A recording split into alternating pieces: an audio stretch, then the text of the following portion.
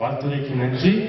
தொடர்ந்து வாழ்த்துரை வழங்க வருகின்றார்கள் திருநெல்வேலி தொகுதி பாராளுமன்ற உறுப்பினரும் இந்திய நமது சிறப்பு அழைப்பாளருமான ராமசுப்பு திருவாளர் ராமசுப்பு எம்பி அவர்கள். மிகச் சிறப்பாக ஒவ்வொரு ஆண்டும் இங்கே அருங்கனைகளை மிக அற்புதமாக கிறிஸ்து பிறந்த தினத்தை, கிறிஸ்துமஸ் தினத்தை கொண்டாடும் வகையில் தலைவர்களை எல்லாம் அழைத்து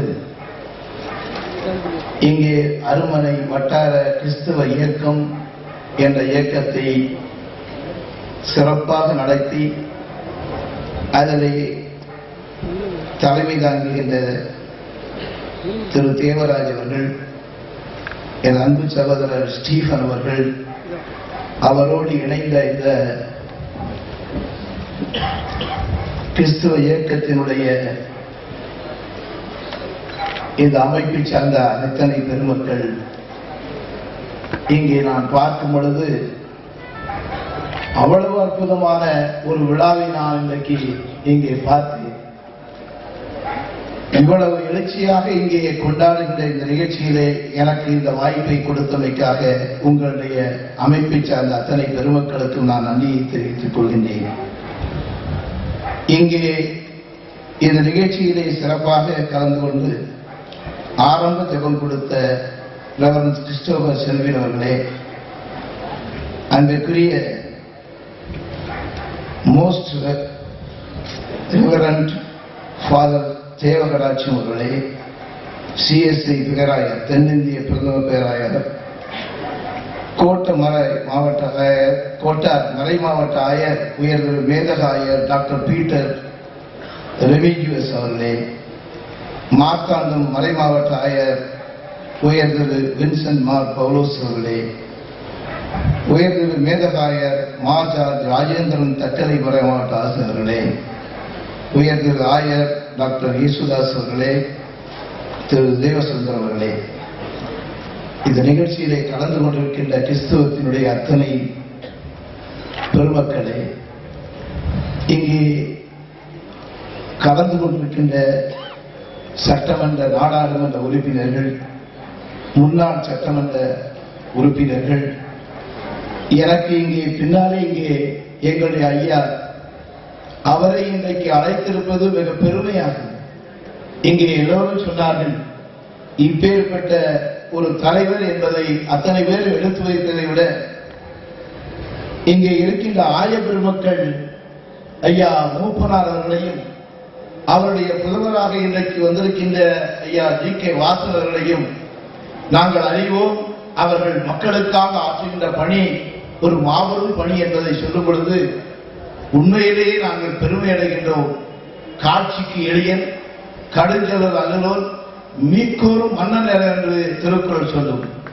இங்கே இருக்கின்ற விவிலியத்திலே சொல்லப்பட்டதை போல இங்கே அன்பு என்றால் எங்களுடைய ஐயா வாசனர்களைத்தான் நாங்கள் நினைப்போம். தலைவர்களை உருவாக்குவதிலே பெருந்தலைவர் காமராஜர் அவர்கள் பல அரசியல் தலைவர்களை உருவாக்கினார்கள். அதற்கு பின்னாலே ஐயா ஜி.கே. மூப்பனார் அவர்கள் பல தலைவர்களை உருவாக்கிய பெருமை உள்ளவர்கள். அதே போல இன்றைக்கு பல அரசியல் தலைவர்களை எங்களை எல்லாம் அரியணையில் அமர்த்தி பார்த்து அழகு செய்கின்றவர் ஐயா ஜி.கே. வாசன் அவர்கள். அவர் செய்ததினால்தான் இன்றைக்கு நாடாளுமன்றத்திலே குரல் கொடுப்பதற்கு, ஏழை மக்களுக்காக குரல் கொடுப்பதற்கு என்னை உந்துதலாக கொண்டு வந்த தலைவர் ஐயா ஜி.கே. வாசன் அவர்கள். நான் இதை எதற்காக சொல்கிறேன் என்று சொன்னால், இந்த கிறிஸ்துவ நாளிலே, ஒரு அற்புதமான நாளிலே, கிறிஸ்தவ மதம் என்பதை இங்கே சொன்னார்கள் அனைவரும். இந்த நாட்டிற்கு சேவை செய்த ஒரு மதமாகும், ஏழை மக்களுக்கு உதவுகின்ற ஒரு மதமாகும். நான் கிறிஸ்தவ மதத்தினுடைய அந்த பிரசங்கங்களை கேட்டிருக்கின்றேன்.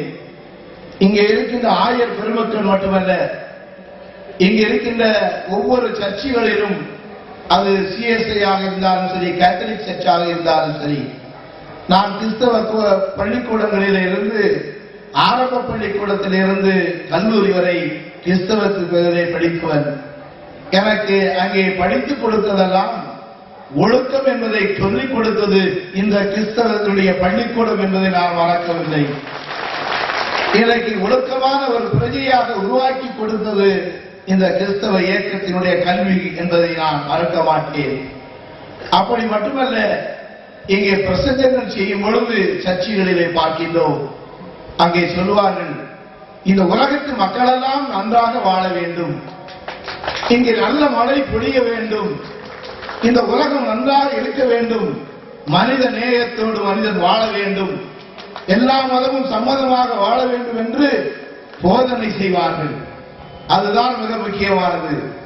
எப்படி அத்தனை மதங்களையும் நாம் பார்க்கும் பொழுது இந்த கிறிஸ்தவ ஆலயங்களிலே காலையிலே எழுந்து பார்த்தவை என்று சொன்னால் அந்த பிரசங்கங்கள் மக்களுக்கு போதனை செய்வதாக மட்டுமல்லாமல் மக்களை நல்வழிப்படுத்தக்கூடிய ஒரு இயக்கம் தான் உங்களுடைய இயக்கம் என்பதை நாம் ஒருபோதும் மறக்க முடியாது.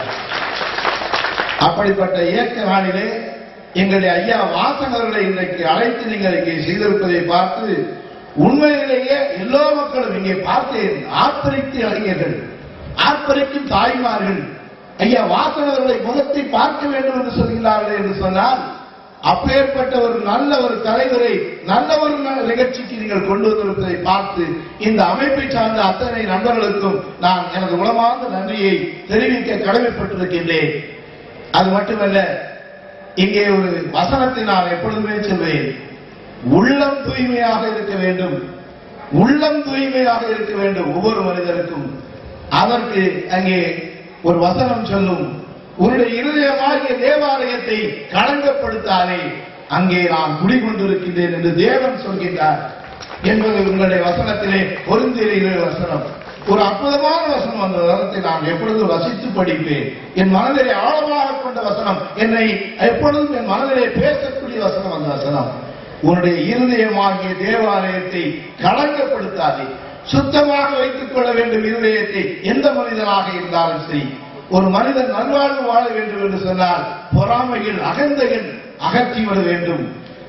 அதை போல உள்ளத்தை தூய்மையாக வைத்துக் கொள்ள வேண்டும், பிறர் நன்றாக இருக்க வேண்டும் என்ற சிந்தனை வளர்ந்து தான் வளர்வான், உங்களுடைய குடும்பம் வளரும், நீங்கள் மேன்மையாக இருப்பீர்கள்.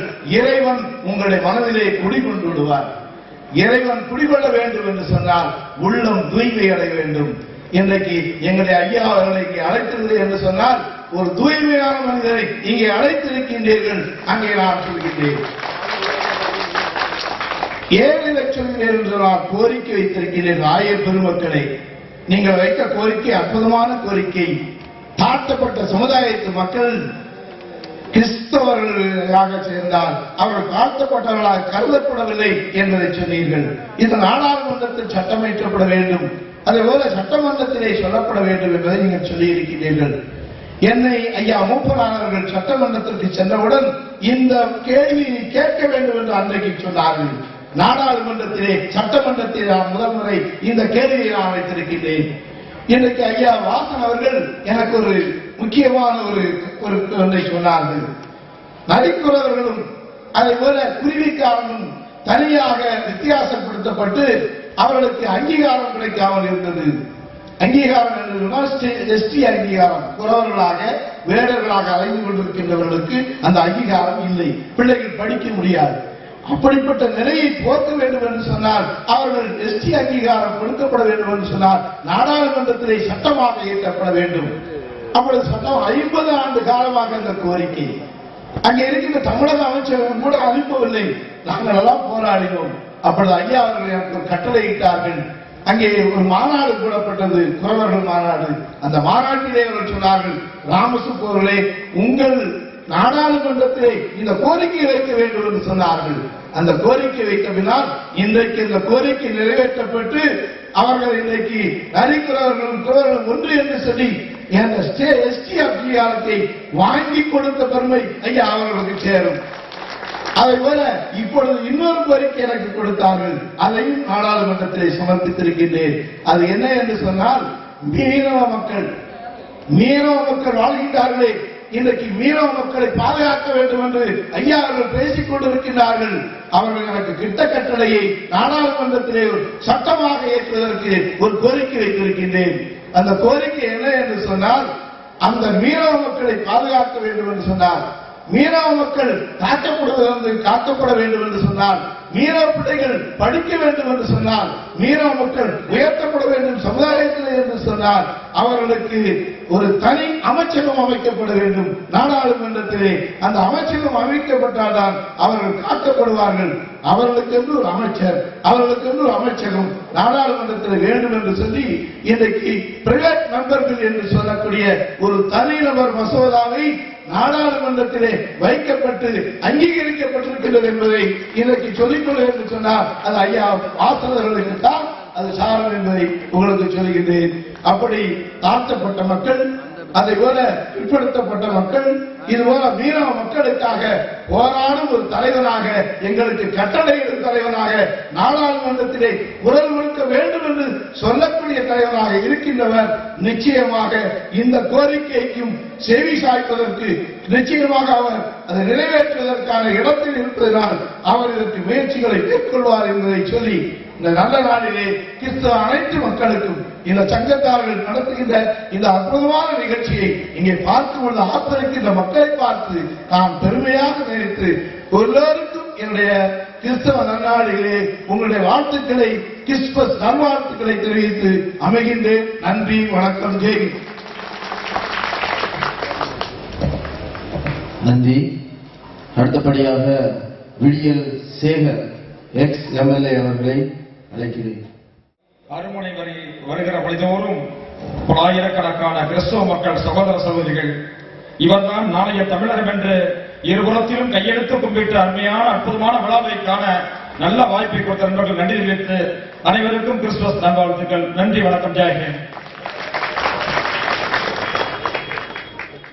சேகர் அவர்களுக்கு நன்றி. இதைத் தொடர்ந்து எஸ் மதிப்பிற்கும் மரியாதைக்கும் உரிய எஸ் காதர் மைதீன் தமுமுக அவர்களை அழைக்கிறேன். ஜெகனற்ற அன்புடனுமாகிய ஏக இறைவனை போற்றி புகழ்ந்த வண்ணம் ஆரம்பம் செய்கின்றேன். அருமனை வட்டார கிறிஸ்தவ இயக்கம் சார்பாக நடத்துகின்ற 16வது ஆண்டு கிறிஸ்துமஸ் விழாவிற்கு தலைமை வகித்திருக்கும்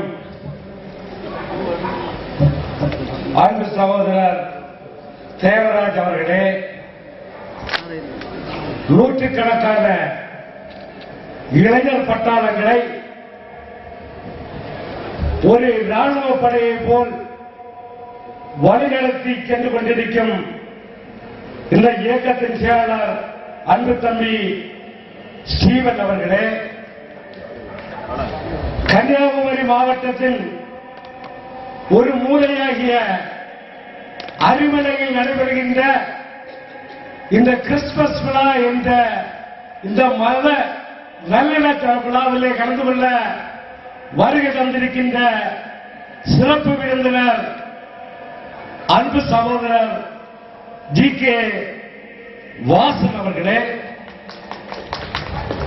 இந்த நிகழ்ச்சியில் சிறந்த ஆசிரியரை வழங்கி அமர்ந்திருக்கின்ற எனதருமை கண்ணியமிக்க ஆயர் பெருமக்களே, போதகர்களே, நாடாளுமன்ற